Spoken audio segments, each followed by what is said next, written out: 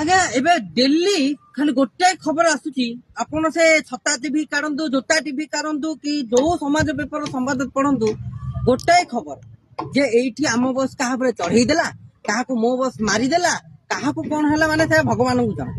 ମାନେ ଏମିତିକା ସବୁ ନ୍ୟୁଜ, ମାନେ ଆଗରୁ ଏତେ ଆକ୍ସିଡେଣ୍ଟ ହଉନଥିଲା, କିନ୍ତୁ ଏଇ ଯୋଉ ସରକାର କଣ ଆସିଲେ, ପ୍ରଥମେ ପିୟୁସି ଟେନସନ, ତାପରେ ଆକ୍ସିଡେଣ୍ଟ ଟେନସନ, ଖାଲି ଟେନସନ ଟେନସନ ଟେନସନ। ସେ ଆମ ବସ୍ ଲୋକଙ୍କର ସେ ଯୋଉ ଡ୍ରାଇଭର ମାନଙ୍କୁ ନିଯୁକ୍ତି ଦିଆହଉଛି, ସେମାନେ ମଦ ପିଇକି ଗାଡି ଚଲାଉଛନ୍ତି, କି ମଦ ତାଙ୍କୁ ପିଇକି ଗାଡିଟାକୁ ନେଇକି ଯାଉଛି, ସେଇଟା ଭଗବାନଙ୍କୁ ଜଣା। ହେଲେ ଦେଖିବା ଲୋକ ତ ଦେଖିବେ, କହିବା ଲୋକ ତ କହିବେ, ଆମେ ସେଇଥିରେ କିଛି କହିବାନି।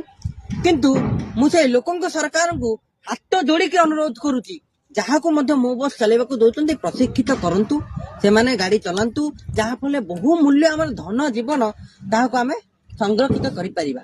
ନହେଲେ ସେଦିନ ଦୂର ନାହିଁ ଯୋଉଠାରେ କି ଏଇ ଯୋଉ ଆମର ଯୋଉ family matter case, criminal case, ସବୁ କେସ୍ ରୁ ଲାଷ୍ଟକୁ ସେ ଯୋଉ ଆମ ବସ୍ ବାଡେଇକି ଲୋକଙ୍କର ମରିବା କେସ୍ ଅଧିକା ଆସିବ, ବୁଝିଲେ। ତେଣୁ ମୁଁ ଏଇଟା ହାତ ଯୋଡିକି ସେଇ ଲୋକଙ୍କ ସରକାର, ମୋହନ ସରକାରଙ୍କୁ ଅନୁରୋଧ କରୁଛି ଯେ ଆପଣ ଏଇ ଗୋଟାଏ ଜିନିଷ କରନ୍ତୁ। ଯାହା ତ ପିୟୁସି କଲେ, ଯାହା କଲେ ଠିକ ଅଛି, ଆପଣ ଲୋକଙ୍କ ପାଇଁ କେମିତି ଚିନ୍ତା କରୁଛନ୍ତି ଆମେ ଜାଣିଲୁ, ଏଇ ଗୋଟିଏ ଅନୁରୋଧ ରକ୍ଷା କରନ୍ତୁ।